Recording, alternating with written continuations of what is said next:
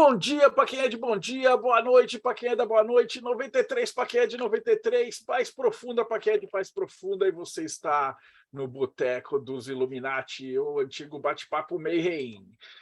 E hoje a gente vai falar de um assunto muito doido, que é um filósofo chamado Zósimo de Panópolis, e o cara manjava muito de alquimia antiga, e aí a gente trouxe um expert para conversar sobre isso. Eu sei que o tema parece super doido, mas o assunto é insanamente legal. E hoje, para compor a nossa mesa, eu vou começar por aqui. Em nome do Projeto Mayhem, Rodrigo Lutarque. Salve, pessoal! Hoje a gente vai na raiz da alquimia.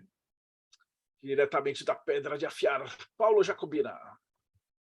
Fala, pessoal. Hoje eu estou animado para descobrir como o sonhar nos ensina sobre a composição das águas. Caramba. Ivan de Aragão, também pelo Projeto Mayhem. Bom dia, boa tarde, boa noite para todos. Hoje é um tema muito interessante, não sei absolutamente nada dos Zósimo e estou aqui louco para aprender. Diretamente da Eclésia Babylon, Bárbara Knox. Oi, gente, 93. Hoje, apesar de não estar em casa, porque é um assunto que eu não domino, os recortes são a minha praia, né? Cultura greco-egípcia, estudo de textos antigos, então com certeza eu vou amar. E diretamente do enoquiano.com.br, Ulisses Massad. Fala, galera. Hoje um tema super interessante, alquimia misturada com gnosticismo, deve ter coisas bacanas aí no assunto. Louco para aprender isso. E o nosso representante do paganismo, André Correia. Que está tudo mutado porque eu mutei ele. Ele é um co-host. Boa noite, pessoal. Hoje ansioso aqui para aprender e contemplar esse assunto do qual eu não conheço, mas estou tomando contato agora, vai ser muito interessante aprender a respeito. E para completar aqui a mesa, diretamente do mortesubita.net, Thiago Tamussauskas. Boa noite, pessoal, tudo bom? Prazer estar aqui de novo. Hoje a gente vai voltar lá para a primeira temporada da Epopeia da Alquimia e conhecer um dos seus personagens principais. Para isso, a gente tem aqui um cara que é a melhor pessoa para falar sobre esse assunto para a gente, e eu vou ler aqui o mini currículo dele antes dele se apresentar. Falar com o Pedro Barbieri. Ele é doutor e mestre em letras clássicas pela USP. Ele pesquisa principalmente religiões e pensamento esotérico antigo, ou seja, tudo que a gente gosta, como hermetismo, orfismo, alquimia, greco-egípcia, mitologia, oráculos dos caldeus, é tudo que interessa o Mayhem mesmo. Ele atua também como tradutor, professor e escritor. Seja bem-vindo, Pedro. Obrigado, gente. Obrigado. Pedro, a gente sempre começa pedindo para a pessoa contar a sua própria história. Então, antes de você explicar para a gente quem foi o Zósimo, conta para a gente quem é o Pedro. Quem é o Pedro? Tá. Pergunta ingrata, né? E como você chegou no Zósimo também? Tá bom. Essa é a ideia, cara. Um dia você estava lá, Você estava brincando, e aí, de repente, você está estudando Zósimo, alquimia e tal. Como é que foi isso? Tá, eu entendo. Tipo, eu não sou de interesse assim na conversa, mas eu entendo que perguntar sobre mim humaniza a coisa e também dá um caminho, né?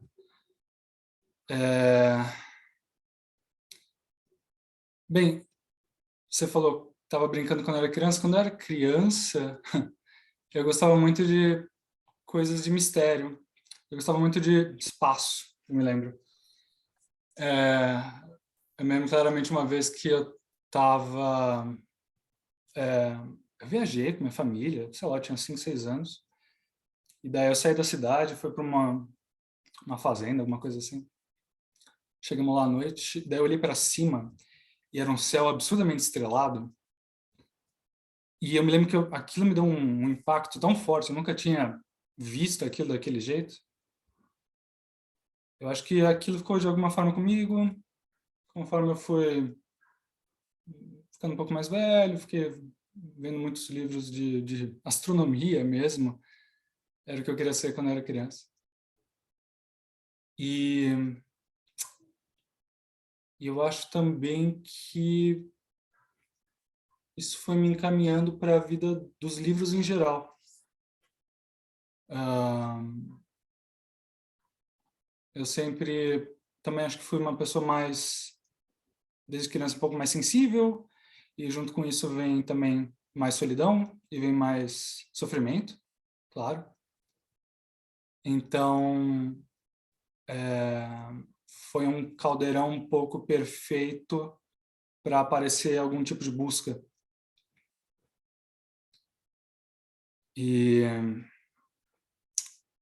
conforme eu fui envelhecendo, adolescência, fui me engalfinhando cada vez mais em literatura.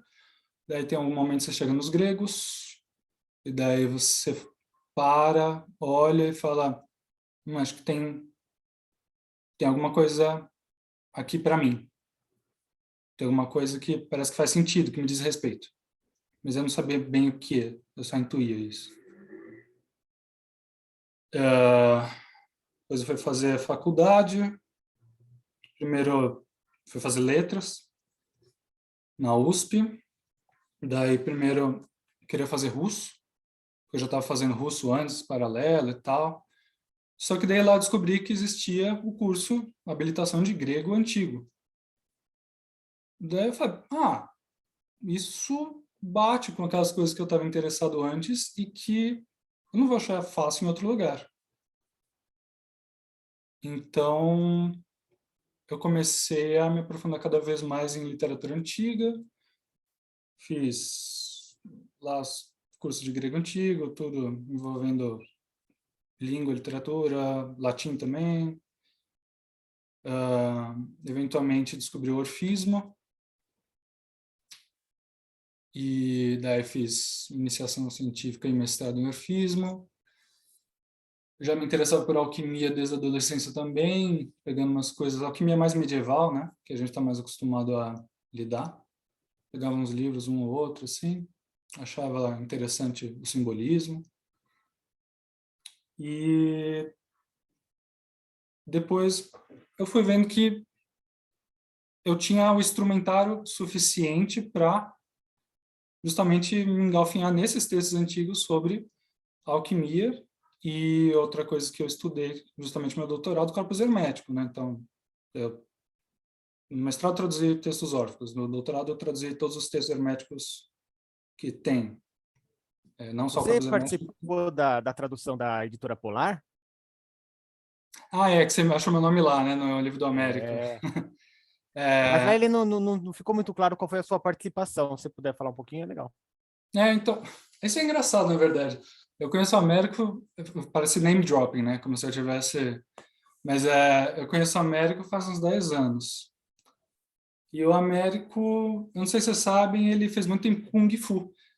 E daí teve um período que a gente fez Kung Fu junto. A gente fez uns 4 anos de Kung Fu juntos. Nossa. E a gente estava um dia, só eu e ele, assim, e uma outra pessoa que fazia com a gente numa praça, fazendo. De repente ele começou a falar, porque tem esse texto aqui que eu tô traduzindo agora ele cotejou do francês, né, principalmente, depois um pouco do inglês. Ele chama corpus hermético. Eu olhei para a cara dele e falei, Américo, não é possível, né? A gente já se conhecia há muitos anos. Américo, é isso que eu estudo no doutorado. Porque ele queria publicar antes meus hinos órficos, que foi o que eu fiz no mestrado. Ele ficou na cabeça que eu só tinha estudado orfismo. E daí, conforme ele descobriu que eu estava mesmo traduzindo, mas eu estava mais no começo do doutorado, daí ele falou, não, então, se você quiser, eu paro, e daí a gente publica o seu. E daí eu falei, não, mas eu tenho ainda uns anos pela frente de querer, de fato, eu quero fazer isso com paciência, com calma, não quero fazer isso com pressa, assim, né, editorial, qualquer coisa do tipo. Daí ele falou, então, tudo bem de eu publicar e tal? Eu falei, claro, faz, você também tem todo o direito de fazer, óbvio. Mas como eu tenho conhecimento de grego antigo, eu já estava estudando muito sobre hermetismo e coisas correlatas e bibliografia, daí a gente ficou conversando muito por meses, assim, sobre a produção dele. Ele me mandava a introdução, ele me mandava... A tradução ele já tinha terminado, ele não queria que eu que eu comentasse muito, mas ele mandou muita introdução e a gente ficou conversando muito sobre ela, fiquei dando uns toques, ele ficou respondendo, a gente teve uma troca legal. A gente tem isso com vários projetos dele, o do mito grego também, é fruto de um monte de conversa nossa. O da Você iniciação chegou a foi mito publicar os também. hinos órficos? Oi? Os hinos órficos você chegou a publicar? Ainda não, porque é muita coisa. É um inferno, tipo, você faz uma coisa no mestrado e daí logo você já puxa o gancho para o doutorado, você tem que se concentrar naquilo. E tem outros textos paralelos, então que nem os oráculos caldeus, o Américo me pediu, e daí eu fui fazendo junto com o doutorado, tudo ficou espremido. Então eu espero agora que acabou tudo, daí eu vou retomar os hinos órficos, que não era um texto pequeno. No mestrado ele tinha mais 600 tinha 600 páginas, e depois eu fui acrescentando coisa e já tem mais 700. Então isso demora anos. Corpus Hermético, eu acabei tudo, traduzi também outras coisas agora, vai demorar anos para publicar. Por questões editoriais, primeiro, e por questões de Pedro mesmo, porque eu gosto de deixar aquilo em banho-maria, fermentando dentro de mim e vai sair quando tiver que sair, sabe? Mas por enquanto é do Américo, e daí a gente fica com o do Américo, é legal, edição capa dura, ele fez todo um trabalho e tal. É isso. Eu perdi algum gancho? Eu tenho... Não, perfeito. O Paulo quer fazer uma perguntinha. Pode falar, Paulo. Introduzindo um pouco a própria questão do Zósimo, né? Talvez a maior parte das pessoas não saiba, mas o Zósimo, ele dizia, pelo menos, que o conhecimento surgia por intermédio dos sonhos, né? Ele sonhava, tem inclusive o sonho que ele encontra o Íon, e aí vai acontecendo determinadas coisas. E ele vai absorvendo esses ensinamentos com base na análise dos seus próprios sonhos. Inclusive o Jung tem um capítulo do livro sobre alquimia que ele é exclusivo falando sobre o Zósimo, né? Como é que você entende essa questão dos sonhos do Zósimo? Isso eles são como acontece no processo de dormir ou são decorrentes de rituais que ele saía do corpo ou alcançava estados alterados de consciência? Você chegou a se deparar com essa questão na sua pesquisa? Ô, Paulo, desculpa fazer essa intervenção, só Claro. queria incluir uma coisinha aí, que seria bacana o Pedro dar uma apresentação geral, falar para a galera quem foi esse Zósimo, de quem que a gente está falando. E aí entrar na sua pergunta. E também falar do contexto histórico, né, para o pessoal entender. Tá, então contexto, Zósimo, sonhos. Tá. Bem, primeiro, vamos começar pelo Zósimo mesmo. O Zósimo, ele era um sacerdote egípcio. Ele escreveu em grego, principalmente. Ele viveu em meados do século III, IV depois de Cristo. Além de sacerdote, ele provavelmente abocanhava também as funções de escriba, então responsável por tradução de texto e produção de texto. Podia ser para rituais ou então... Sacerdote de quê exatamente? De templo. Mas de quê? Era cristão ou era... Não. Templo pagão egípcio. Ele é um egípcio atuando no finalzinho do contexto dos templos egípcios. O cristianismo estava espalhando nesse momento, né? Isso. E ainda coexistia com as outras. Isso. Ele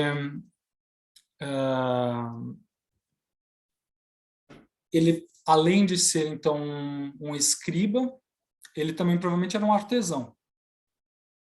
A gente vai falar disso mais para frente, mas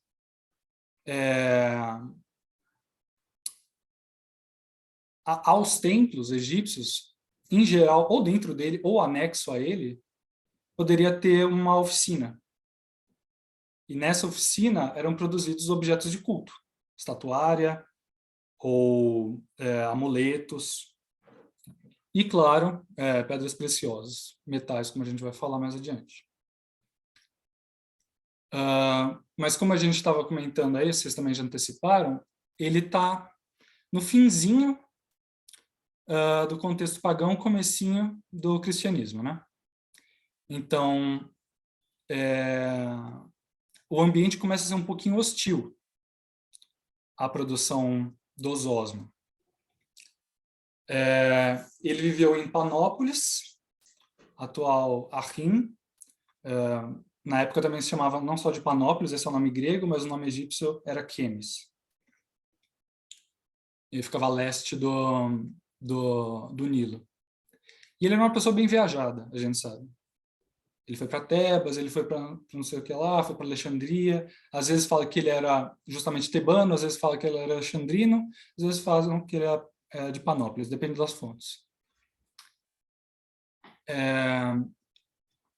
A gente sabe que também que ele viajava para ir ver Minas, para ver como eram coletados os minérios e tudo mais. Então ele eram também, como a gente diria hoje, pesquisas em campo, quase. Mas ele se filia a uma prática que não se circunscreve só aos séculos III e IV. Então, como eu disse, ele é um sacerdote no templo egípcio.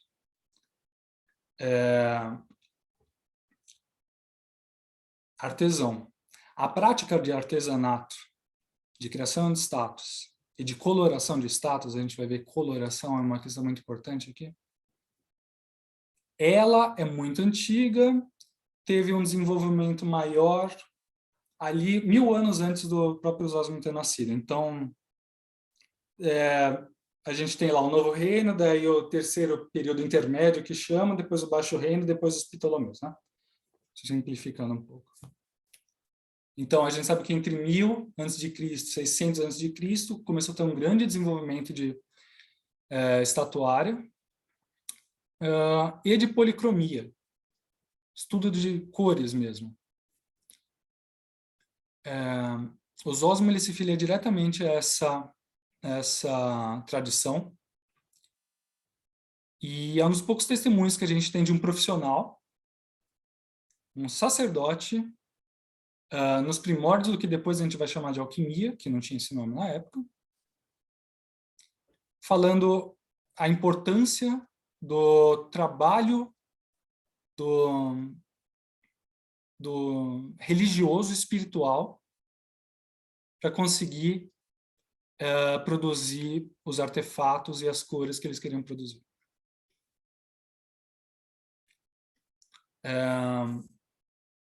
Tem um testemunho do próprio Zósimo, é um trabalho que sobreviveu em um texto em siríaco. Então, a gente tem textos do Zósimo que sobreviveram em grego, muitos dos textos do Zósimo sobreviveram em siríaco, alguns em árabe, mais importantes, e alguns poucos em latim.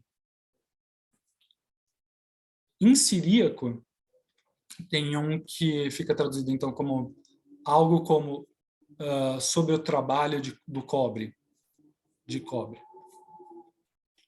E lá ele comenta sobre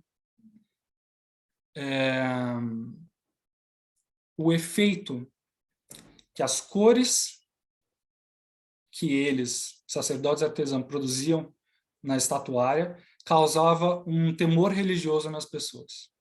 Elas ficavam espantadas, porque as imagens pareciam vivas.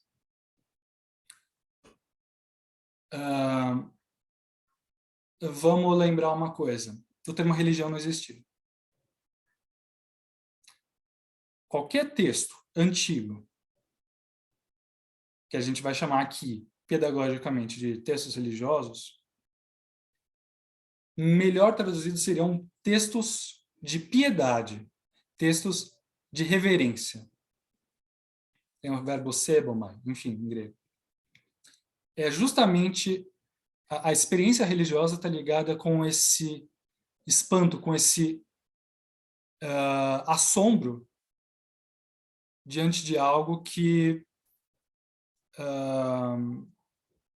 por exemplo, uma estatuária que, caso, é o argumento deles, caso um sacerdote não tivesse feito aquilo, não teria causado aquela impressão. E tem a própria questão da tecnologia envolvida, né? Que a gente vê aqueles relatos do pessoal no começo da era do cinema, que vê aquela tela do trem chegando, o pessoal sai correndo porque nunca tinha visto, não tinha como processar aquilo. Isso, é um bom paralelo. De repente, um negócio colorido, com umas cores que mexe Sim, com a ou cabeça quando mesmo. também começou a passar do cinema mudo para o cinema falado, e as pessoas achavam que tinha gente escondida no cinema, tipo, quem que tá falando aí? Sim. É algo próximo hoje quando a gente experimenta a realidade virtual, né? Que a gente fica com aquele espanto, porque não estamos acostumados ainda. Também, Mas também. era quase uma realidade virtual para a galera, uma estátua bem feita. Sim.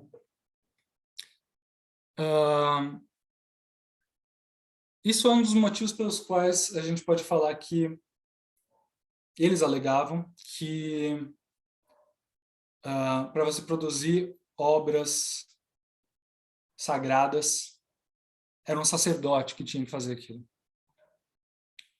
Por quê?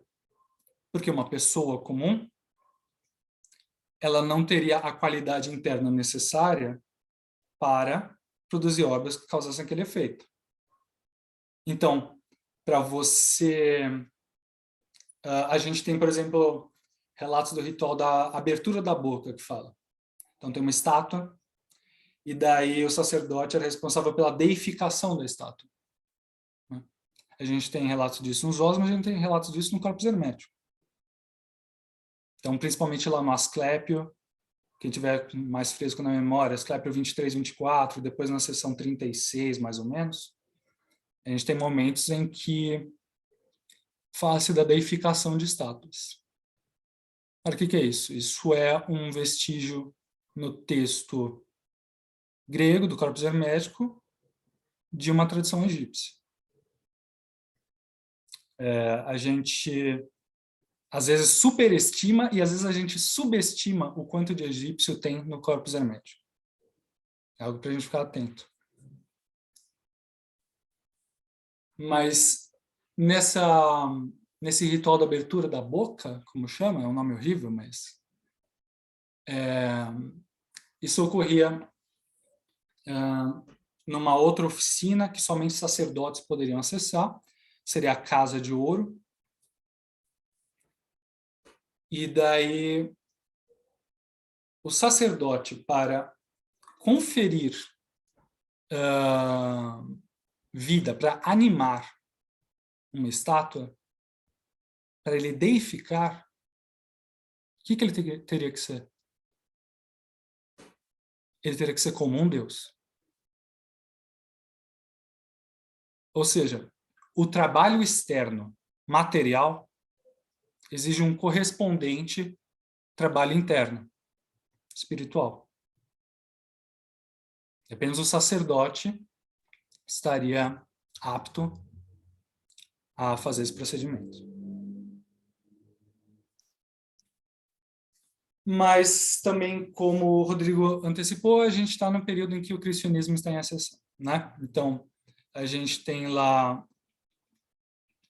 um pouquinho antes de Constantino, a gente tem Diocleciano, no período de Diocleciano, século III. Já começa um desprestígio e um desfinanciamento dos templos egípcios. Por quê? Porque a gente está num período romano, certo? Começa a ser desinteressante o financiamento estatal de templos que não dão retorno, claro, e que não correspondem às principais práticas religiosas da instituição Estado. Antes disso, os templos egípcios eram sempre financiados pelo Estado. A produção de ouro dos templos era de posse de quem? Do Estado, do reino. Estado, nome moderno, né? Enfim.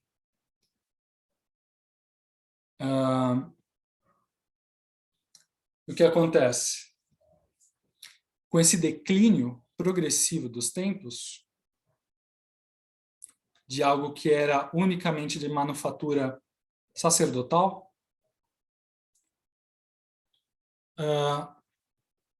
esses métodos eles começam a sair da esfera pública para a esfera privada, por assim dizer.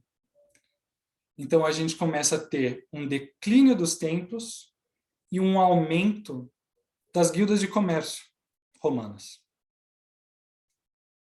Então, há um momento de convivência entre a produção de ouro dessas pessoas aqui, que tem a tradição egípcia antiga, e uma produção de ouro que é de essas guildas em geral, elas eram familiares. A ideia é como se elas estivessem sendo privatizadas, esse conhecimento.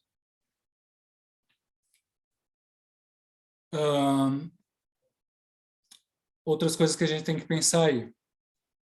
Antes, aquele conhecimento milenar da tradução de colorações e fabricação de estátuas e deificação, era algo próprio da tradição oral. E se havia textos, eles circulavam internamente, apenas para o próprio sacerdócio ler. Tinha vários níveis de sacerdote, claro, mas ficava entre eles. E o que a gente começa a ter nesse período mais próximo dos Osmo é o aumento de textos relacionados ao que a gente vai chamar de alquimia. Uma proliferação desses textos, que corresponde à proliferação também dessas guildas comerciais. Por quê? Muito provavelmente porque, conforme os sacerdotes iam sendo destituídos de seus cargos, principalmente os sacerdotes menores, eles iam como que vazando esses conhecimentos de forma paga, restituída, para essas guildas, dando conselhos, para que eles também fizessem ouro. Mas daí a gente vai vendo como essa tradição, que ela é uma continuação, ela ao mesmo tempo também começa a ter rupturas. Acho que o Thiago quer falar alguma coisa. Não, primeiro ainda tem a questão do Paulo, dos sonhos, e depois tem o Ulisses antes de mim ainda. Tem o Ulisses? Ah, tem o Ulisses. Se quiser, termina o seu raciocínio para Tá bom. falar aquela questão que eu Tem dois interrompi, pontos não ainda se me que sentir mal podem ser aqui. comentados desse contexto. Então, foi comentado eu falei do Diocleciano, desprestígio dos templos. Ele também, à época, ele em 290 mais ou menos, depois de Cristo, ele lança um édito proibindo os livros do que é chamado de quemia. É engraçado isso. Por quê? Porque eles tinham receio de que ouro produzido fora do domínio do Estado começasse a circular. Eles tinham um medo econômico da prática alquímica. Desvalorização da moeda. Sim. Então, a gente não tem isso só nesse período. A gente tem isso... Bem, você sabe que também tinha alquimia na China, né? No século II a.C., também teve um édito imperial proibindo, decretando até a morte de qualquer pessoa que tentasse fazer ouro. A gente tem esse no Egito, depois a gente vai ter também mais lá pelo século século XIII, XIV, também daí na Europa, uma disputa a esse respeito e esse medo comercial desses, o que eles consideravam falsificadores, né, de ouro, que seria uma ameaça à economia. Um último ponto.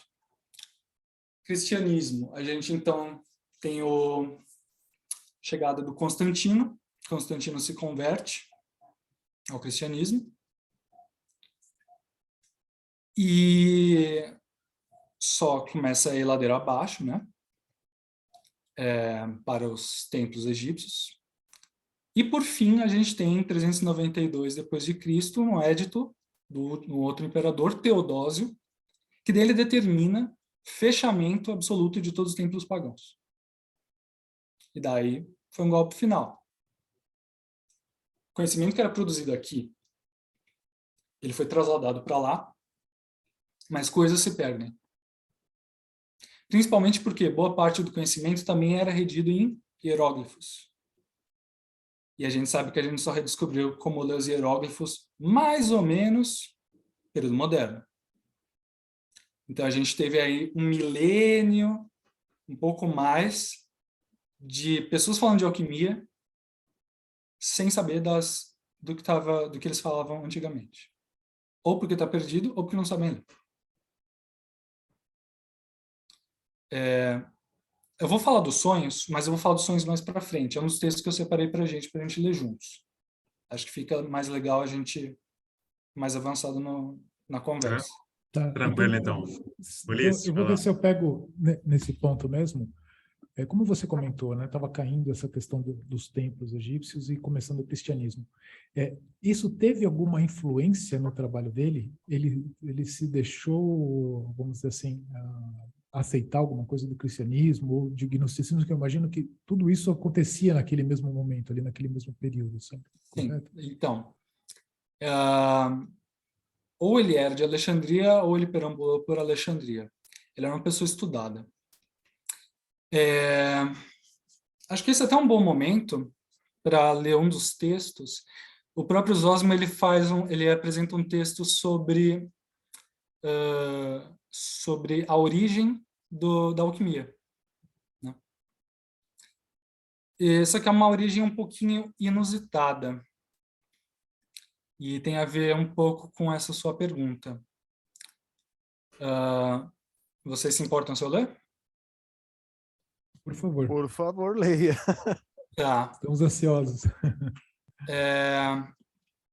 Ele está se dirigindo... Vários textos do Zósimo são, na verdade, cartas a uma certa Teusebeia, uma amiga dele, possivelmente, talvez uma matriarca e dona de uma dessas guildas comerciais. Ele começa... E tem vários textos que ele está instruindo ela. E fica uma relação meio mestre e discípulo nessas epístolas. Isso depois vai ser replicado mais para frente na tradição árabe. Vai ter vários textos ficcionais deles dois conversando, uma coisa um pouco iniciática, assim, é bem legal. É um chamado Livro das Imagens. Em inglês fica melhor, Book of Pictures. Então aqui ele está se dirigindo a ela. O Zósimo era muito chato em alguns momentos. Então talvez um purista, a gente possa chamar. Então, eu acho que ele via esse crescendo assim de outras escolas alquímicas. É isso que a gente percebe. Que não tinha só uma alquimia, tinha várias práticas. E essa Teusebeia, ela provavelmente também estava pedindo instrução de outras pessoas, talvez sacerdotes também. Em vários momentos, em vários trabalhos escritos, o Zósimo reclama desses rivais. Ele fala, não, o que eles estão fazendo está errado. O que eu estou fazendo está certo. Claro, uma das alegações dele é que ele está fazendo isso enraizado em uma tradição milenar e ele próprio sendo um sacerdote. Ele tem os qualificadores para fazer essas coisas. Essas pessoas estariam fazendo uma forma, por assim dizer, arte externa, enquanto ele faria uma arte integral, né? Então, ele tem vários textos criticando essas escolas, outras escolas de pensamento, e daí em uma dessas passagens, uma dessas cartas a Teusebeia, ele diz o seguinte: os escritos sagrados, senhora, dizem que há uma raça de daimones. Daimones, vocês sabem, é uma palavra super complicada em grego antigo, pode significar várias coisas. Às vezes, para a gente já não introduzir uma interpretação nelas, na ideia de daimon, eu prefiro manter ela no original. Depois a gente pode falar do que eles seriam. Os escritos sagrados, senhora, dizem que há uma raça de daimones que tiveram relações com mulheres e as guiaram. Hermes também faz menção a isso em seu livro Sobre a Natureza. E todo o livro oferece tanto um sentido manifesto, patente, quanto outro escondido.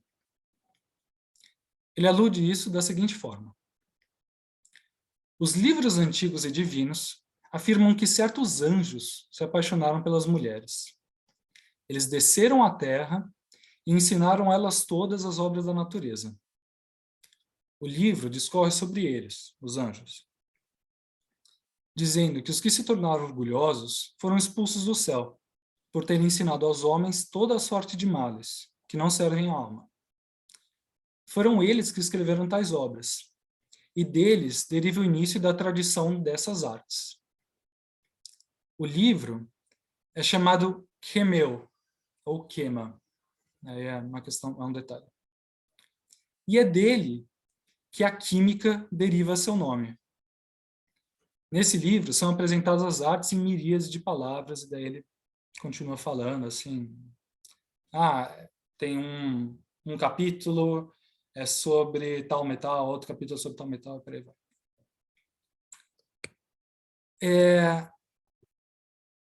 Pode falar, Thiago. Esse Quemeu, ele é um nome próprio ou ele tem uma tradução? Exato. Talvez a gente tenha algumas referências do Zósimo. Possivelmente é uma pessoa com esse nome, que seria lá do século 2, 3 a.C., mas é considerado um nome mítico.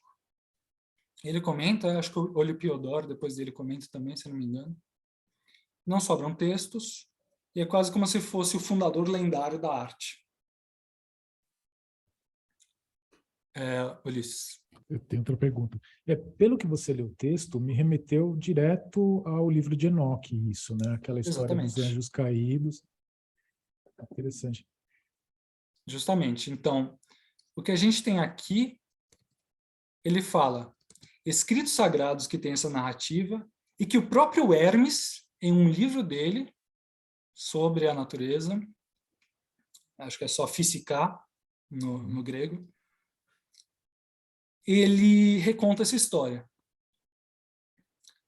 Mais que o livro de Enoque, a gente pode recuar um pouco mais no tempo, né? Então, o livro de Enoque mesmo, ele é um desenvolvimento de uma curta passagem lá do Gênesis. Gênesis 6, 4 e por aí vai. Eu até separei aqui para a gente. É curtinha. Ele fala, Gênesis 6, 1, 4. Quando os homens começaram a ser numerosos sobre a face da terra, e lhe nasceram filhas, essa é a tradução da Bíblia de Jerusalém. Os filhos de Deus viram que as filhas dos homens eram belas, e tomaram como mulheres todas as que lhes agradaram. Tem um interlúdio aqui, Yahvé falando, mas não importa, é só Deus falando. E daí depois ele continua falando assim, ora, naquele tempo e também depois, quando os filhos de Deus se uniam às filhas dos homens e estas lhe davam filhos, os Nefelim habitavam sobre a terra. Estes homens famosos foram os heróis dos tempos antigos. Nefelim quer dizer algo como os caídos, os que caíram.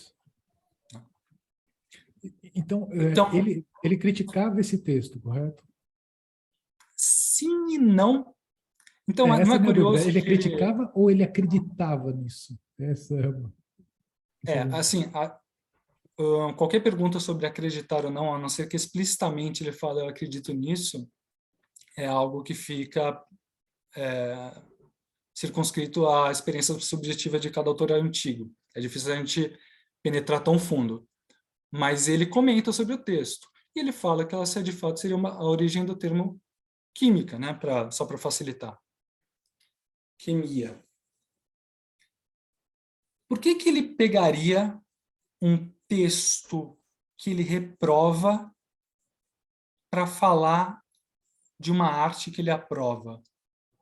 É esse o ponto que a minha cabeça está bugando aqui. Porque se ele vem de uma tradição pagã egípcia, de certa forma, aí ele se depara nesse momento onde há um crescimento do cristianismo, eu imagino, e ele tem uma crença num texto que vem, vamos dizer, do judaísmo. Como é que funciona tudo isso? Como é que essas coisas estão se falando? E será que o judaísmo e ele não tem uma raiz em comum, e na verdade ele não se influenciou pelo judaísmo, mas por a mesma coisa que influenciou o judaísmo? Ó, a gente sabe, por exemplo, primeiro, influência do Zósimo, né? A gente sabe que uma das principais mestras da arte alquímica, da qual não sobram textos, mas que ele chama de divina até, é uma mulher chamada Maria, Maria judia, do qual vem o nome banho-maria, inclusive. Seria uma técnica que ela teria desenvolvido, dentre várias outras coisas. Agora, essa parte de uso de textos hebraicos. E também antes foi comentado, né, uso ou não de cristianismo. O Zósimo, ele era, ao que tudo indica, uma pessoa extremamente lida e erudita, e ele sentia um prazer bastante peculiar em fazer mitologia comparada. Então, eu trouxe aqui mais para frente, a gente vai ver, mas ele, se não há interpolação em um dos textos dele, ele faz sim uso do cristianismo. Está no Sobre a Letra Ômega.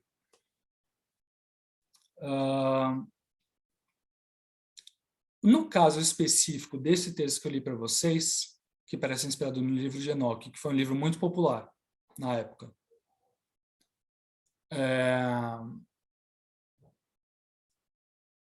existe ainda um outro texto intermediário, um texto alquímico hermético, chamado Isis a Horus. A gente tem esse texto.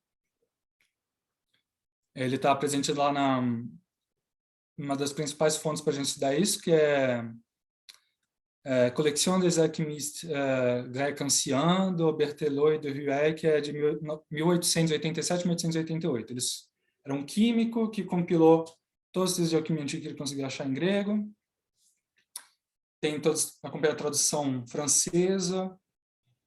A edição do texto não é muito boa, mas enfim, tá lá, tem esse texto, se chama Isis a Osíris, simplificando, o nome é um pouquinho mais comprido. E lá, parece que tem uma adaptação hermética, alquímica, dessa história do livro de Enoque, baseado também no Gênesis.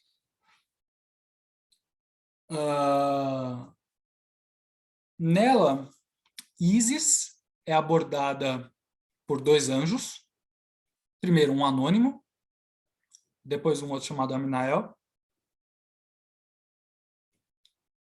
O primeiro tenta seduzi-la a todos os custos e ela resiste.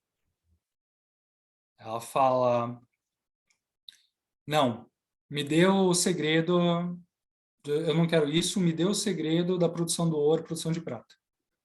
Chrysopoeia e Agripoeia. Daí o primeiro anjo sai, depois chega esse segundo anjo, mesmo expediente. É quase uma fábula, né? Ele tenta seduzi-la, e ela fala: não, me dê os segredos da natureza, da produção de ouro, produção de prata. E ela dobra o anjo. Ela não cede e ela consegue esses segredos. Ou seja, o que parece talvez estar acontecendo aqui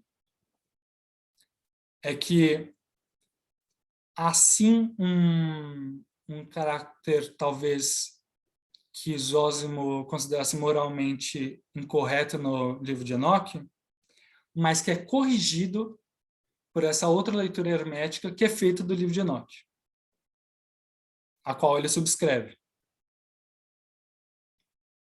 que está acontecendo ali? A gente daí tem o melhor de dois mundos. A gente tem a origem divina de uma arte e alguém que suportou os perigos para ter acesso a essa arte. No começo do texto, Zósimo chama eles de daimones, né? Zósimo tem uma opinião ruim sobre daimones, como a gente vai ver. É uma forma dele de chamar anjos caídos, é um termo negativo.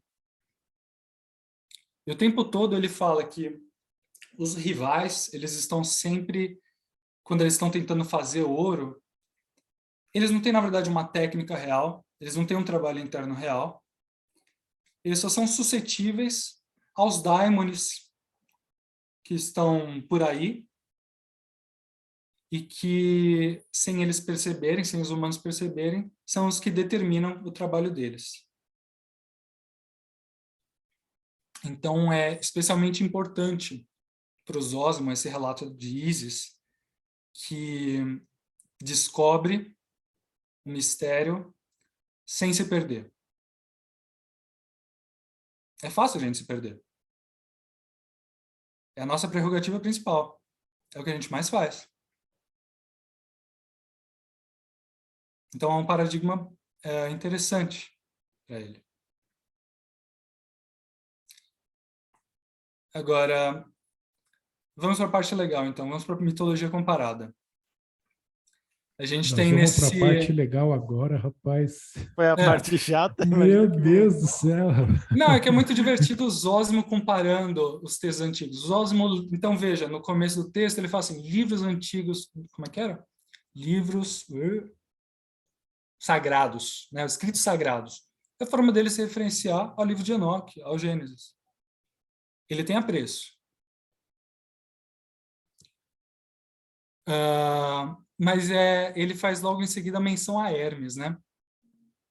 Por que isso? Em um outro texto, chamado Sobre a Letra Ômega, que é o texto mais canônico, um dos mais importantes do Zósimo, é uma outra carta a Teusebeia, aquela amiga dele que eu comentei. Em certa altura, ele está fazendo uma mitologia comparada, a gente vai entrar nela, e ele fala assim, tais indicações, de tudo que ele formulou até aquele momento, podem ser encontradas nas bibliotecas dos Ptolomeus, localizados em todos os templos, sobretudo no Serapeu, resultado de quando Ptolomeu convocou Azeno, ou Aceno, fica melhor porque é como se falava no grego, Aceno, o grande sacerdote de Jerusalém, que enviou Hermes. E este, por sua vez, traduziu toda a obra hebraica para o grego e egípcio. Então, vamos lembrar. Tot, Deus escriba, patrono dos escribas, é considerado intérprete e tradutor, nomeador de todas as coisas. Eventualmente, Hermes também recebe essas prerrogativas, um pouco em parte por conta do nome dele. Em grego existe um jogo de palavras entre o nome Hermes e o verbo hermeneuem. Hermeneuem é traduzir, interpretar. Então, Zósimo considera que Hermes, possivelmente Hermes Trismegisto, se ele considerava que Hermes Trismegisto foi um personagem histórico, teria ido até Jerusalém, teria sido convocado para traduzir todas as obras deles para o grego e egípcio. Se Hermes achou que estava bom, que era bom, o Zósimo também vai achar que é bom. Desculpa, alguém ia falar alguma coisa. E o sacerdote que ele fala seria Abraão ou não? Porque tem aquela história de Hermes na lenda ser contemporânea de Abraão, ou tem alguma relação com isso? Quem seria esse sacerdote? Aceno? Que eu comentei? Não, acho que você falou algum dos judeus. Aceno, de quando convocou Aceno, o grande sacerdote perfeito. de Jerusalém. Tá, perfeito. Desculpa, não entendi.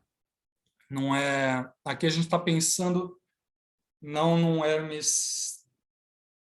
A gente tem vários Hermes, nunca vamos esquecer disso. A gente tem hermetismos. A gente tem Hermeses.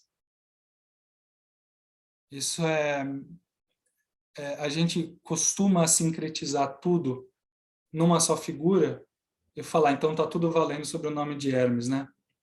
Existe Hermes. Então, por exemplo, a gente pode pensar aqui que o Hermes a personagem trickster dos hinos homéricos, tem que ver com o Hermes que recebe uma revelação de Poimandres, o Nus Divina. Tem coisas que podem ser a mesma, tem coisas que podem não ser. Curiosamente, você comentou disso, me lembrou que o Filon de Alexandria, no período alexandrino, no período helenístico, Filon de Alexandria, século 2, 3 a.C., 2, ele estabelece um paralelo falando que o Enoque seria Hermes, o que reforça a relação. Depois, a tradição árabe, quando começa a pegar esses textos lá pelo século 7, 8, 9 em diante, eles também equacionam Hermes a Enoque e a Ídris, né, que é o profeta deles.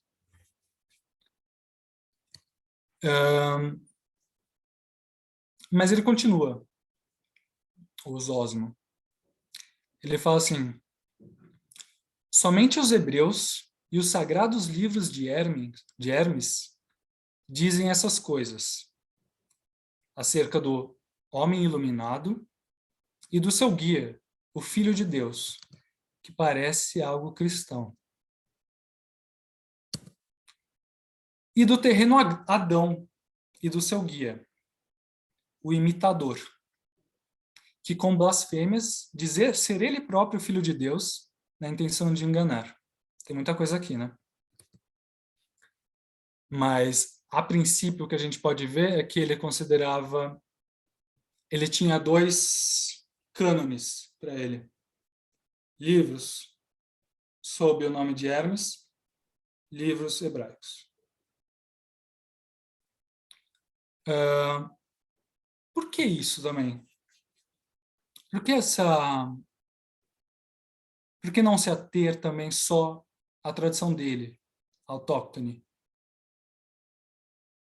Veja, como vocês lembraram, era um período de crescente cristianismo. E tem algo que a gente não pode esquecer. Eram pessoas. Eram pessoas que também precisavam sobreviver de alguma forma. No momento que Zósimo começa a estabelecer paralelos entre a tradição dele, daí a tradição hebraica, a tradição grega, como a gente vai ver, e até o cristianismo, isso é também uma forma de dar sobrevida à própria tradição. Essas coisas que vocês gostam, isso aqui também está lá no que a gente fala, mas beleza, vamos falar nos seus termos. Como eu falei, ele escreveu principalmente em grego, né? O que tem nisso? A gente está no período do Império Romano. Antes disso, era o domínio de Alexandre. A língua franca era o grego. Como agora é o inglês, se você vai escrever um artigo internacional, você vai escrever em inglês, na época você escrevia em grego. O fato de o Zósimo estar escrevendo em grego já é sintoma de alguma coisa. Mas, para além disso, o grego não era só a língua franca. O grego era o pensamento franco. O que isso quer dizer? Isso quer dizer que você tinha que se preocupar, e essa é uma das principais coisas, isso está na base do corpus hermético, por exemplo. Você tinha, se você quisesse falar de tradições suas, não gregas, como que você faria isso? Com uma roupagem grega.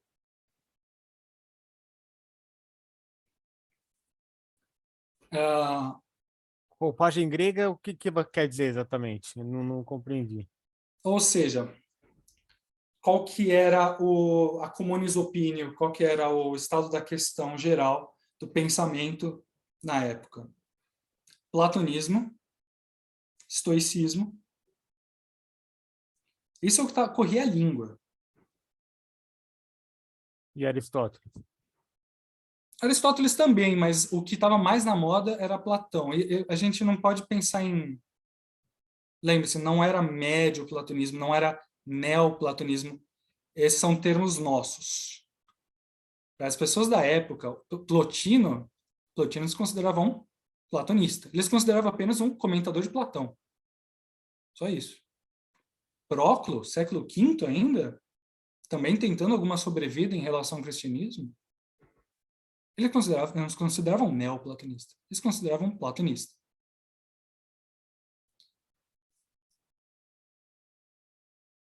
Ideias egípcias, ideias herméticas, ideias oriundas dos templos, ideias persas, elas não eram apenas traduzidas para o grego. Essas ideias eram adaptadas. Elas eram localizadas para que a audiência pudesse compreender mais ou menos, mesmo que de forma insuficiente, mas de alguma forma, o que lá na origem você estava tentando dizer. Qual que é o tiro no pé disso? É que com o tempo, então, as coisas se perdem. Então, há uma estratégia feliz, por um lado, mas infeliz por outro. Corpus hermético. Se vocês escarafuncharem bastante, tem coisa egípcia. Dá para achar. Só que teve tantas camadas e sobreposições de linguajar, conceitos, palavras gregas, para aquilo ter uma penetração e uma adesão no público da época, na audiência da época, que talvez mesmo aquela audiência já não reconhecesse as coisas antigas, e nós muito menos. Então é muito fácil você pegar um texto do Corpus Hermético, Zósimo, e ficar falando, isso aqui é... tá bom, isso é teoria grega. Isso é grego. Claro, estou familiarizado. Não é bem assim.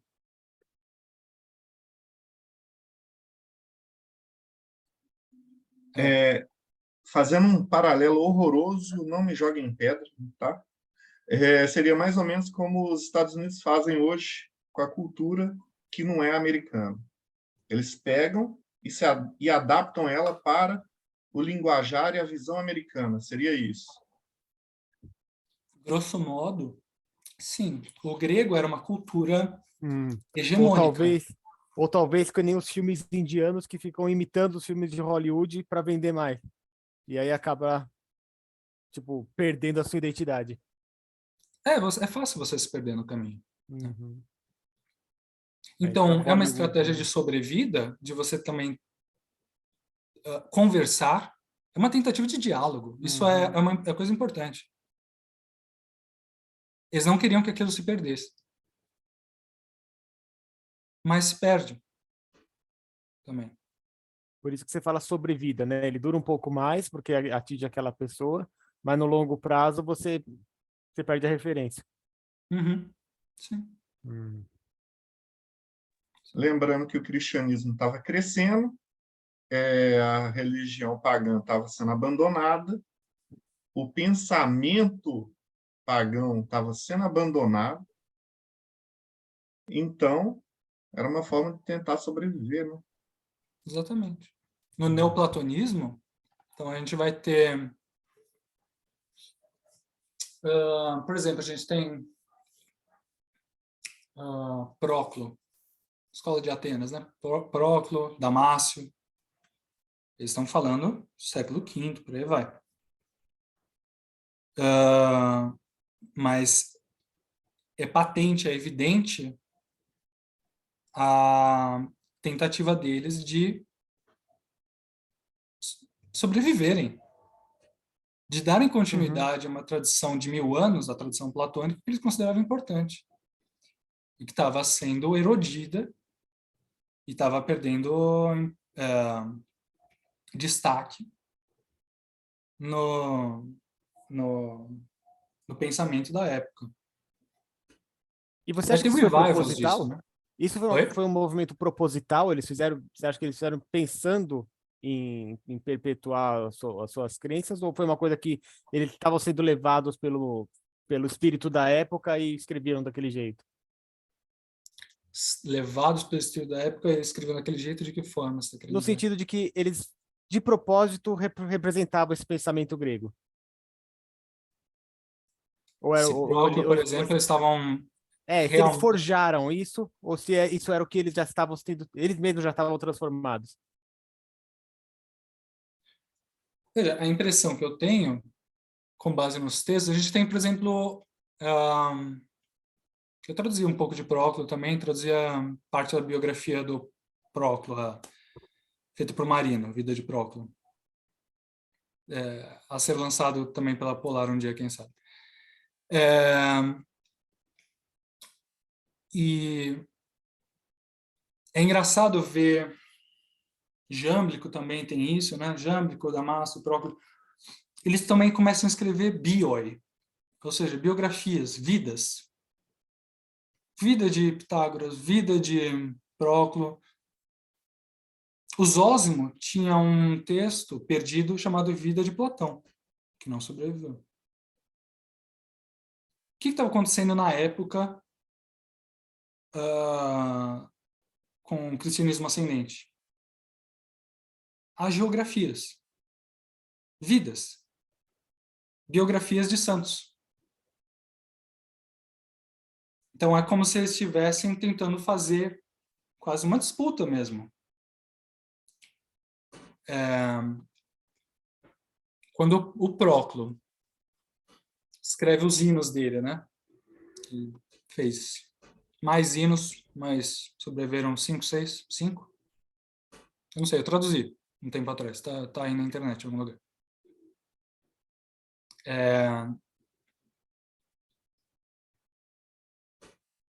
O que ele está tentando, se não, além de fazer algo que ele talvez genuinamente acreditasse, o que ele estava fazendo também, se não tentar dar vida para uma coisa que ele não estava vendo em nenhum outro lugar acontecer?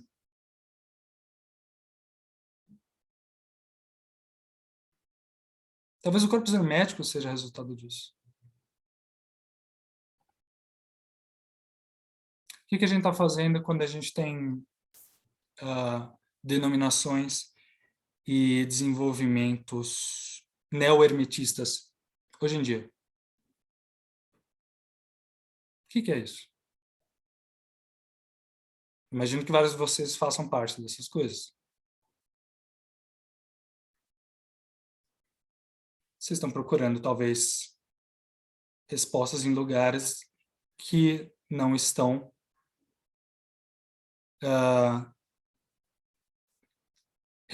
respostas menos evidentes do que as respostas que são dadas aí cotidianamente para a gente. De uma forma ou de outra, vocês se ligam a isso e tem um gesto, porque o gesto não é simplesmente de fazer isso para mim. Você está fazendo o gesto também para algo que você acha que tem direito de ainda estar aqui.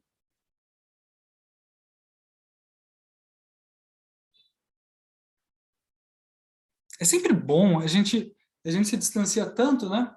Então a gente começa a falar, terceiro período intermédio do Egito, e depois Alexandria, e Zósimo, século III, Proclo. E a gente? Será que tem algum paralelo?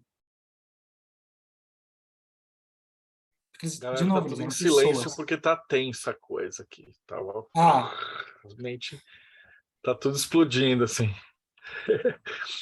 Cara, eu tô pensando na próxima pergunta, porque o que você falou foi tão fundo, cara, que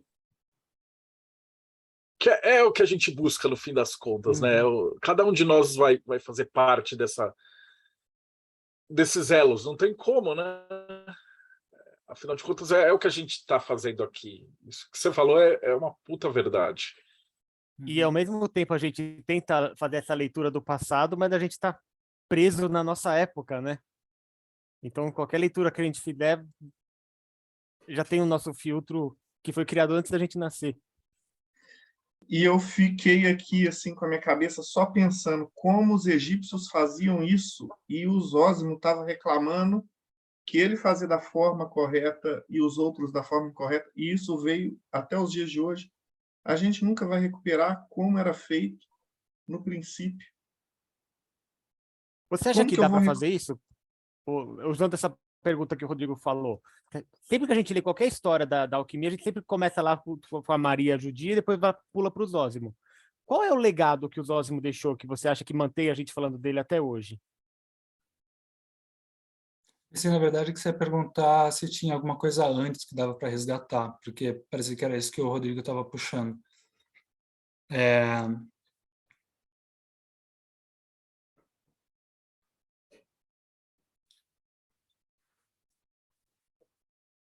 Isso é interessante. Vocês provavelmente devem ser mais experimentados no corpus hermético, por exemplo. Tem a tradução do Américo, está disponível e tal. Dos Osmo não tem muita coisa disponível. Eu posso perguntar para cada um de vocês. Mas a maior diferença é porque cada um de nós já enveredou por outras áreas e já trouxe outras coisas que estão misturadas. Então, tipo, o Thiago é mais alquimista. O Paulo trouxe da Telema, coisas da Fra, o Ulisses mexe penoquiano, a Bárbara é telemita, o Ivan é poeta, o Rodrigo é macumbeiro. Então, cada um de nós já pegou essa essência inicial e já trouxe uma casca diferente que misturou. Então, mas o próprio qualquer não misturava, texto que a gente...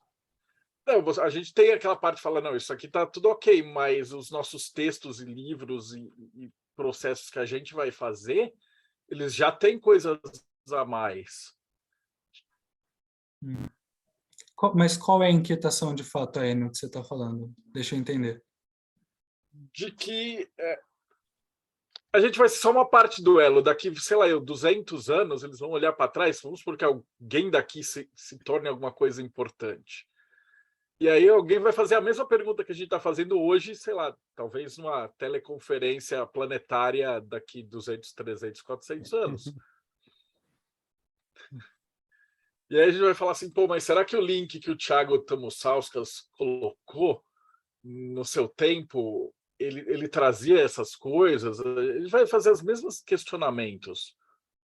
Ou seja, será que era um contínuo legítimo ou se era uma coisa já... Será que ele se achava assim, um contínuo legítimo? Aí os outros, obviamente, o seguiram, mas... para o cara que estava naquela época, eles consideravam, tipo, pô, essa é a corrente, ou é uma coisa mais moderna. A gente aqui olha para trás com o que a gente tem hoje e consegue traçar esse caminho todo. A pergunta que eu fiz, que eu tentei relacionar com o que o Rodrigo falou, mais do que é justamente essa, é se o Zósimo ele é relevante hoje porque ele conseguiu perpetuar uma coisa mais antiga do que ele, ou se ele tem um legado próprio, que a gente fala porque ele desenvolveu alguma coisa que não existia antes. O que você conclui do que você conhece dele? Então vamos pegar o caso dos Osmo, mais à mão. Lembra, que nem eu falei, Plotino. A gente pode ler Plotino e falar, nossa, caralho, esse cara ele começou a falar um monte de coisas muito interessantes. Na cabeça dele, ele se considerava o quê? Só um comentador de Platão. Zósimo.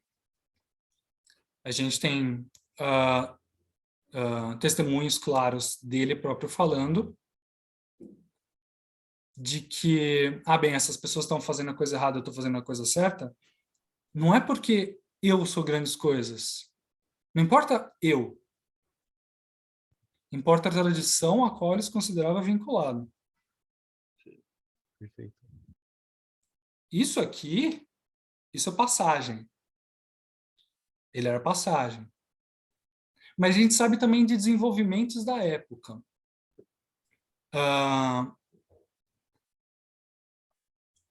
Vamos pensar então agora em alquimia. a gente consegue assim rastrear técnicas similares ou que desembocaram em algum momento em alquimia, por exemplo, até segundo milênio antes de Cristo, Babilônia, produção de vidro.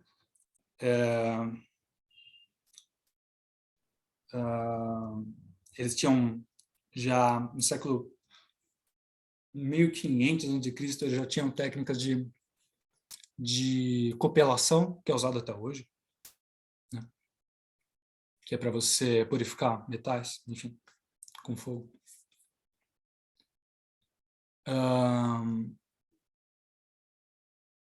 Essas técnicas, de qualquer forma, elas vão se desenvolver.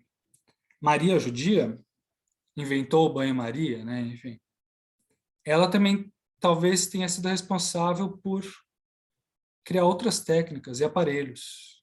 Talvez um outro aparelho chamado kerotakis, no grego, que qualquer pessoa que pegue isso para tentar traduzir e imaginar o que era, apesar de termos desenhos nos manuscritos, é bem chatinho de entender.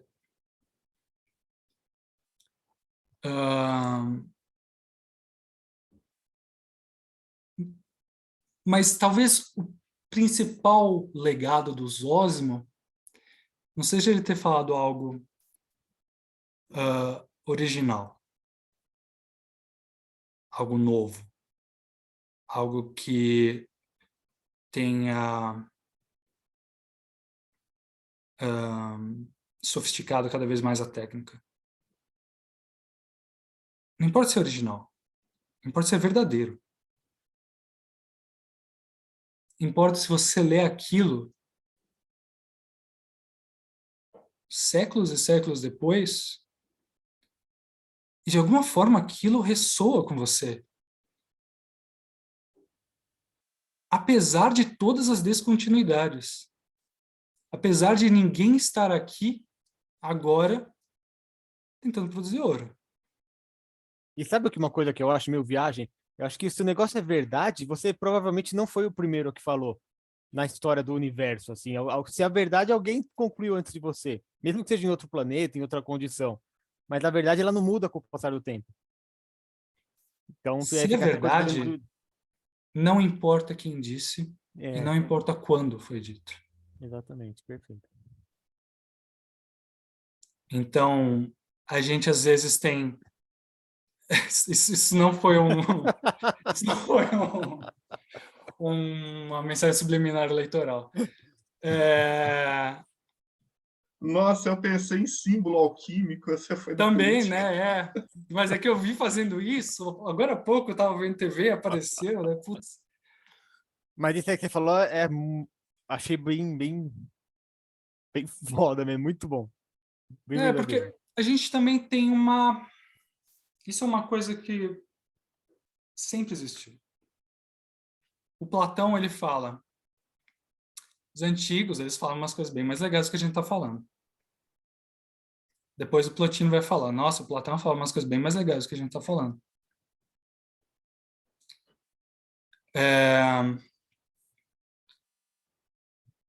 A gente depois vai ter, sei lá, Corpus Hermético. O Corpus Hermético vai ter uma passagem que ele fala assim, é bem apocalíptica, ele fala, todo o nosso conhecimento vai se perder, porque no futuro ninguém vai saber o tanto que a gente sabe. Corpus Hermético 16.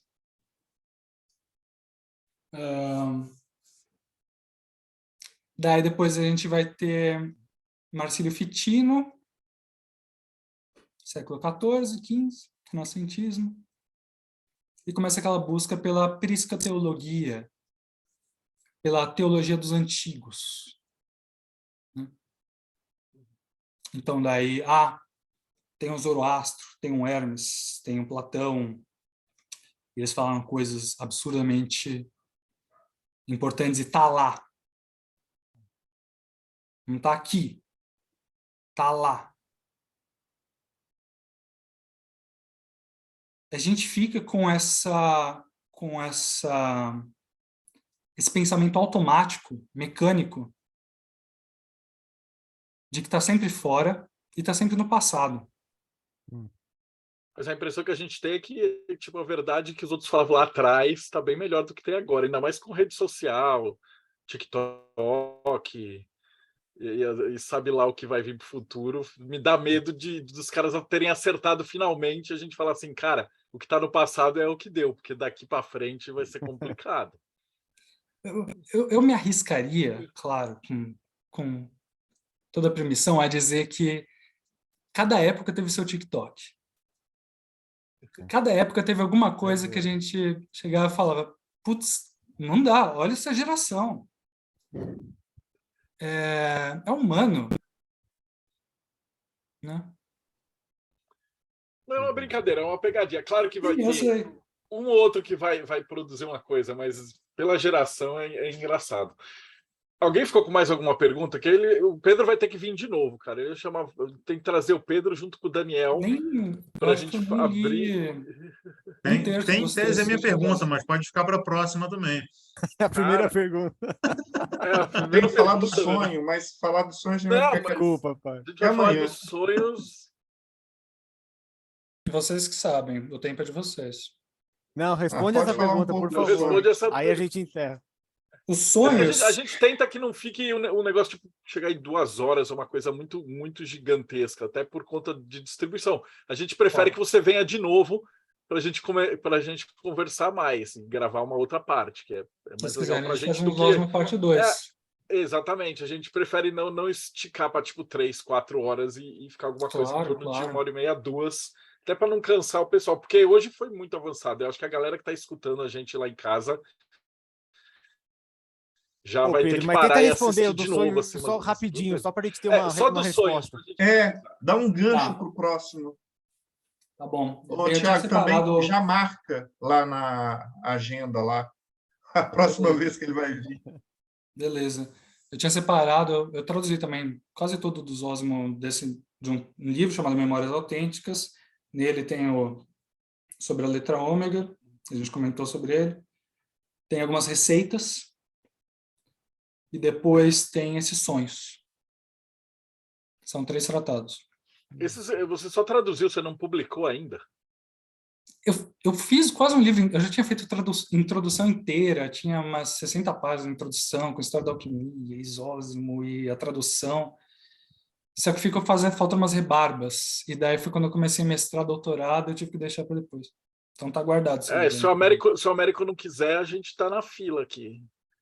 Não, eu tinha mostrado para ele, eu tinha publicar uns textos dele, podia juntar tudo e fazer um financiamento. Também, interessante, é interessante. Eu tinha falado com os Osmo, com o Américo na época, 2016 por aí. Ele tinha ficado interessado, é que eu nunca completei, mas conversava. Para todos os efeitos, ele tem, então, esses tratados em que ele... É estranho, né? Ele talvez seja um dos primeiros momentos em que a gente vê uma linguagem dramatizada de operações metálicas.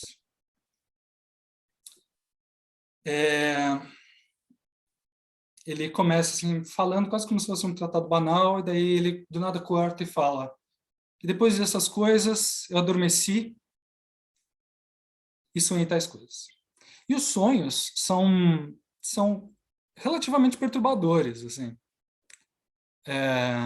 Muito. É interessante. O Jung, ele fez em 54, ele tem esse texto famoso, As Visões de Zósimo, saiu no volume 13, Estudos Alquímicos do Jung, das obras completas. E as imagens, elas são sempre de torturas e punições, elas envolvem sacrifícios, elas envolvem transformações e fogo. Ele dorme uma vez, daí ele acorda e fala, pera, eu acho que tal coisa tem a ver com a água divina. Tá bom. Dá um tempo, daí ele fala, eu dormi de novo, eu tive outro sonho. Ele relata uma série de 3 ou 4 sonhos, todos muito próximos, sempre com uma figura com a qual ele conversa no sonho, um outro sacerdote, que ele chama de Ion. A gente pode se lembrar também do processo de Iossis. A gente nem falou das cores, né? Na alquimia é uma das coisas mais importantes. Uma coisa básica que tem que ser dita: a alquimia antiga, ela não se preocupava com transmutação de metais.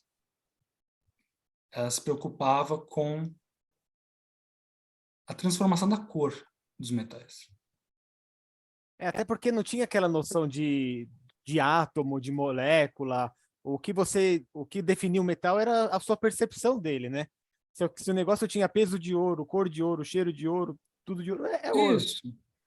Mas também dependia do processo. E eles tinham processos que eles consideravam que eram esses sim os que produziam o ouro, tal qual eles entendiam o ouro, primeiro, quimicamente, segundo, religiosamente.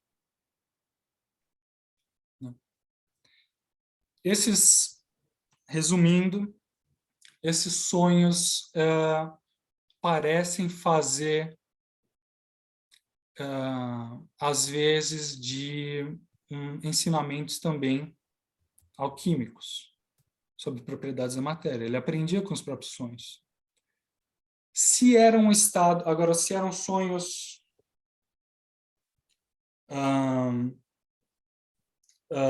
promovidos por estados diferentes alterados de consciência, como você tinha postulado, o que lembra muito um artigo do Walter Hanegraaff, de 2008, Altered States of Consciousness, em que ele fala sobre hermetismo antigo. Não tem nada internamente ao texto que indique isso. Ele não fala nada do gênero.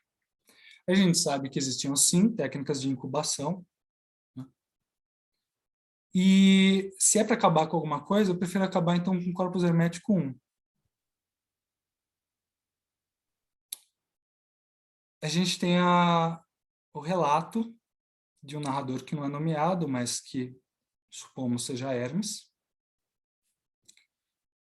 E ele começa a falar que certa vez lhe veio uma palavra muito difícil de traduzir para o português, enoia, mas a gente sabe que enoia, só essa palavra, dentro, é um processo interno, e noia, nous, tem a ver com, em que algumas traduções vão chamar de espírito, outras a gente vai chamar de intelecto, consciência, como for. Mas ele fala que veio esse estado nele como se ele estivesse fatigado ou saciado, né?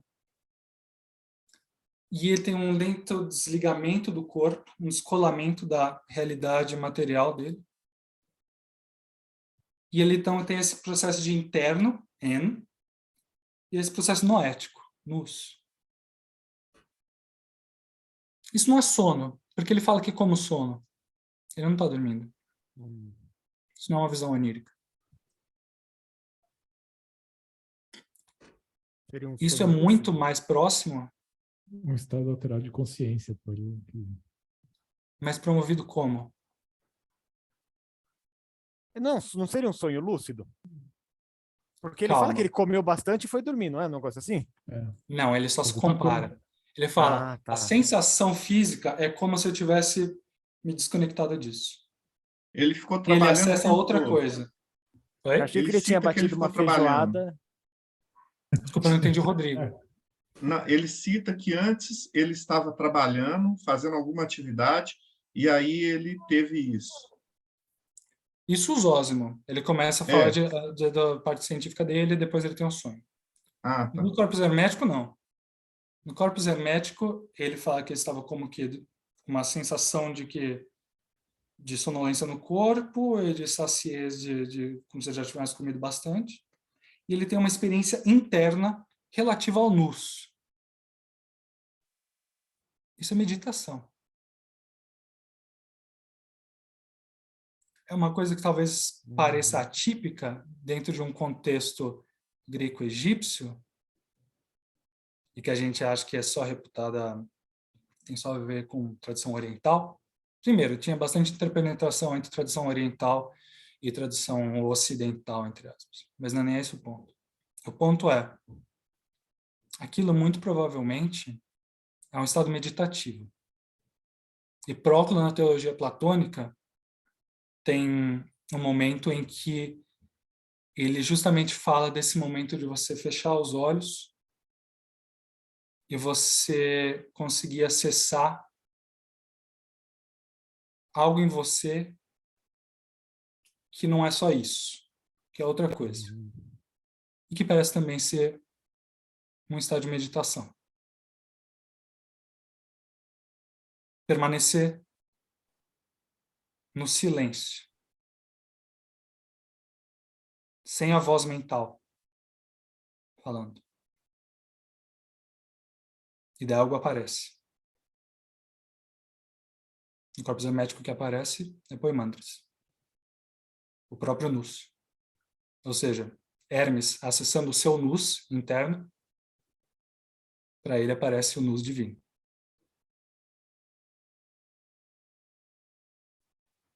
Muito bom. Fechou com chave de ouro. Faltou uma perguntinha. Dessa... Eu não sei, o Pedro é meio low profile, mas e se o pessoal quiser te achar? Saber mais de você, do seu trabalho, como é que faz? Não me achem, não saibam. Volta para o meio, então, e você acha aqui nas nossas Não, conversas? é que eu não tenho redes sociais, eu não tenho essas coisas. Faz bem. Mas, sei lá. Mas aí se você topar voltar depois, vai estar sempre as portas abertas aqui, que dá pra ver Claro, que só tem vocês muito me a aprender com chamarem. você. Pronto, se vocês quiserem botar aí, por exemplo, quem quiser falar comigo, vamos voltar para a moda antiga? Vai ter meu e-mail aí na descrição do YouTube. Pronto. Tá Maravilha. Bom. Então, o e-mail do Pedro vai estar aqui. Bom, Pedro, foi maravilhoso ter você hoje. Acho que esse é aqueles episódios que a galera vai assistir tipo, várias vezes, e aí depois vai pegar os outros. A gente criou como é que chama? Não é tag lá que tem no YouTube? Só de filósofos. Né? É uma playlist só de filósofos. Então a galera vai passar os outros filósofos e aí depois voltar para assistir esse daqui, né? Porque eu acredito que para 90% das pessoas que estão escutando a gente deve ter sido a primeira vez que eles ouviram falar do Zósimo, né? Então, esse é um daqueles episódios que vão ficar marcados, que a galera vai tipo assistir, não vai entender nada, é tipo o salto do Neo. E aí depois vai assistir todos os outros, né? E depois volta para cá. Então, eu acho que cada vez que a galera assistir esse episódio vai ter alguma coisa nova, né? Então é isso aí, eu vou fechando. Então, Rodrigo Lutarque, considerações finais. Nem sei como fazer, porque a cabeça explodiu aqui, eu estou pensando. Aí, assim, tipo, entra no catarse.me se você quer ter sua cabeça explodida, seu cérebro vazado, com esse tipo de conteúdo bem profundo. Você vai receber, não essas aqui, que já eram, as revistas Hermetismo. Aí, deixa eu explicar para o Pedro, enquanto você fala, Pedro, essas revistas a gente fez um financiamento coletivo para quando traduziram os livros sagrados de Telemann, e aí a gente percebeu que a gente entrevistou um monte de gente e tal, e uma galera produz material, só que eles acabam ficando em sites, né? Geralmente o Thiago que hospeda lá no Morte Súbita e tal, mas na hora que você vai fazer uma referência, você tem que colocar lá, onde está o seu texto, www.blogspot.net. E aí a gente se juntou, fez uma publicação que tem SBN, tem toda a parada, e a gente publica tipo os melhores textos da galera que estão disponíveis, esses textos de graça já, que a galera paga para ter isso em formato bacana. Então, publicado, com texto, com referência, com uma série de coisas. E aí o Projeto Mayhem ele surgiu nessa pegada. Né? A gente entrevista a galera, os autores que têm textos e têm livros e tal, de tempos em tempos a gente faz financiamento coletivo para fazer esses livros virem para o mundo real, né? Então, o nosso projeto tem sido isso daí. Bacana, legal. Ulisses Massad, considerações finais. Pedro, de explodir a cabeça. Eu tinha uma noção bem superficial a respeito do Zósimo, mas ouvindo você aqui, normalmente a gente brinca, a gente fala que existe uma maldição aqui, né? Porque vem alguns convidados, traz um tema super bacana, a gente começa a ouvir, e a nossa vontade é terminar a live e ir atrás de referências e pesquisar o assunto. Então, estou assim, super empolgado para a tua próxima vinda aqui, e parabéns pelo que você apresentou, que explodiu a cabeça, acho que, de todo mundo aí. E aproveitando que a gente falou dos anjos caídos, se você tem interesse em conhecer esses anjos que apareceram na época de Enoque, entra no site enoquiano.com.br, lá a gente ensina você a bater um papo com eles também. É isso aí. Bárbara Knox, considerações finais.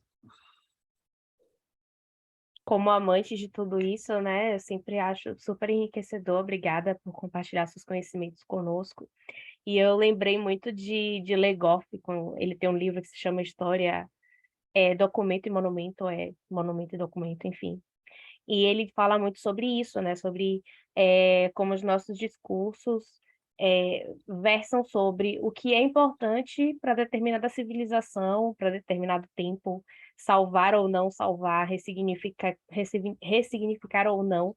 E aí eu acho que a conversa é muito mais sobre esse entendimento do Zeitgeist do que necessariamente sobre a validade ou a pureza de determinado assunto, né? Do meu ponto de vista, mas é um ponto de vista bem, bem típico de alguém telemita. E falando em Telema, para quem se interessa por tudo isso, toda essa herança esotérica ocidental, quer entender um pouco mais a partir de um viés bem devocional, em comunidade, a partir da revelação do livro da lei, do entendimento telêmico, de tudo isso que a gente conversou aqui hoje. Talvez o seu caminho esteja na Eclésia Babylon. A gente tem uma série de atividades, tanto abertas ao público em geral, ritos online e presenciais em alguns lugares do Brasil, quanto ritos fechados também dos nossos grupos internos. Então, se você quer conhecer mais, pode entrar no nosso site, que é eclesiababylon.net, ou no Instagram, que é @eclesiababylon. A gente tem um canal no Telegram e tudo que a gente faz sempre fica lá, e a programação de outubro vai ser show. E se você está vendo depois gravado, todo mês a gente tem uma programação bem legal. E também pode falar comigo direto no Instagram, que é @vesta.nox, ou entrar aqui no meu site, vestanox.com.br. Ivan de Aragão, considerações finais. Cara, hoje foi um daqueles dias em que a gente se surpreende com o tema, né? A gente acaba refletindo uma série de assuntos diferentes, a gente passeia de contextos históricos a hermetismo, até essa reflexão sobre os nossos tempos, né? Sobre a busca de cada um, foi fantástico. E foi uma ótima introdução ao Zósimo, né? Deixou todo mundo com água na boca. Eu, particularmente, nunca tive contato com os textos do Zósimo, nem com coisa parecida, então foi uma ótima introdução. E aquele desejo que até o Ulisses mencionou, que a gente fica, né? Quando a gente conhece um assunto novo, a gente fica com esse desejo de mergulhar no assunto, de conhecer um pouco mais e de se aprofundar, né? Então foi ótimo, para mim foi enriquecedor nesse sentido. Grande abraço a todos, quem quiser, Ivan de Aragão, lá no Instagram. Meu blog está um pouco sumido nesses dias, porque as coisas da vida estão me consumindo, mas no Instagram eu ainda consigo alimentar. Grande abraço a todos. Paulo Jacobina, considerações finais. Olha, Pedro, muito obrigado por essa conversa, por essas informações que você trouxe para a gente. Eu acredito que todo mundo saiu daqui com a cabeça cheia, pensando. E, de fato, né, o que essa conversa mostrou, dentre outras coisas, é claro, é a necessidade de a gente aprender a pensar sobre as coisas, né? E, com base nisso, a gente colocar isso em prática na nossa vida para que a gente possa viver plenamente e alcançar a grande obra. E uma excelente ferramenta para auxiliar a você na execução desse trabalho é a prática filosófica. Para conhecer um pouco mais, você pode se inscrever no canal do Pedra de Afiar no YouTube, youtube.com/Pedra de Afiar. Lá, nós temos vídeos com os temas mais diversos e sempre trabalhados de maneira prática. Além disso, você pode ir no Clube de Autores e procurar pelo meu nome, Paulo Jacobina. Lá você vai encontrar 6 dos meus livros e vão te ajudar também nessa jornada. Até a próxima. A gente está devendo publicar também, né? Ano que vem eu vou juntar tudo isso aí para ser o próximo financiamento. Tiago Tomussauskas, mortesubita.net. Tem Zósimo no Morte Súbita? Tem uma área de alquimia lá com uns 300 textos lá, com certeza vai ter alguma coisa do Zósimo, mas o Pedro está convidado a publicar mais alguma se ele tiver afim. Pedro, queria expressar aqui uma profunda gratidão por você ter dedicado esse tempo para expressar, para passar um pouco da sua pesquisa para a gente. Eu valorizo muito o seu trabalho, acho que é maravilhoso, não só o tema que você escolheu, que não é tão comum, mas a forma como você passa. Muito, muito obrigado mesmo, de verdade. E para quem não conhece, eu falo aqui em nome do Morte Súbita. Somos um portal de ocultismo que tem o objetivo de trazer conhecimentos proibidos para o alcance de todos desde 1996. Somos os anarquistas da pseudomonarquia, o bandejão do fruto proibido, o estilado para cima da caixa de Pandora. Quem quiser acessar é mortesubita.net, para apoiar, catarse.me/mortesúbita. E Pedro, também as suas considerações finais, cara. Foi maravilhoso ter você aqui. Com certeza esse vai ser um daqueles programas que explode mente. Bem, a primeira coisa que eu tenho a fazer é agradecer o convite. Então, na verdade, eu que agradeço. Vocês me deram uma plataforma para falar um pouquinho. Volte. Claro, é só vocês chamarem e eu volto. Eu tenho ainda todos aqueles textos lá que eu separei. Sim, pois é, mas próximo round 2. Pode com ser, round certeza. 2. E, bem, eu agradeço por vocês terem ficado aí, me ouvindo por 1h30, sei lá o quê. E é isso, eu não tenho bordões nem catchphrases para acabar. Maravilhoso. E para vocês que acompanharam a gente, então, não esquece ainda, segue o canal, dá o like e aquelas coisas que a gente é obrigado a fazer para sobreviver dentro do YouTube. Embora a gente seja meio anarquista, a gente posta textos malucos sobre filósofos e coisas completamente fora da grid, com 2 horas de bate-papo. Então o algoritmo do YouTube nunca ajuda a gente. Então vocês precisam seguir o canal e apertar lá o sininho para ele te avisar dos próximos entrevistas. E a gente se vê aí no próximo Boteco dos Illuminati.